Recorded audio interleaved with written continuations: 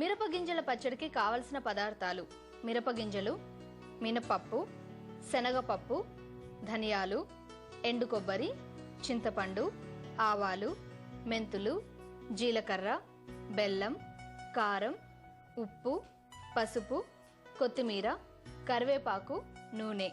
మిరపగింజల పచ్చడి తయారు చేసే విధానం: ముందుగా స్టవ్ మీద బాండి పెట్టి 2 టీ స్పూన్ల మినపప్పు, 2 టీ స్పూన్ల శనగపప్పు వేసి దోరగా వేయించి మిక్సీ జార్లోకి తీసుకోవాలి.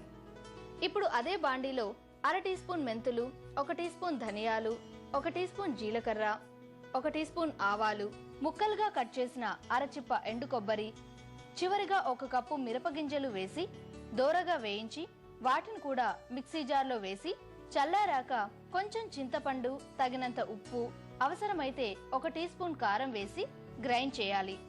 ఇలా గ్రైండ్ చేశాక ఇందులో చిన్న బెల్లం ముక్క కూడా వేసి నీరు పోస్తూ గ్రైండ్ చేయాలి. దీన్ని ఒక బౌల్లోకి తీసుకొని పక్కన ఉంచి స్టవ్ మీద బాండీ పెట్టి పోపు కోసం గరిటెడు నూనె వేసి కాగాక 1 టీ స్పూన్ ఆవాలు, 1 టీ స్పూన్ జీలకర్ర, కరివేపాకు, పసుపు వేసి స్టవ్ ఆఫ్ చేయాలి. రెడీ అయిన పోపుని మిక్సీ చేసిన పచ్చళ్ళలో కలుపుకొని పైన కొత్తిమీర చల్లాలి. వారం రోజులు నిలవ ఉండే మిరపగింజల పచ్చడి రెడీ.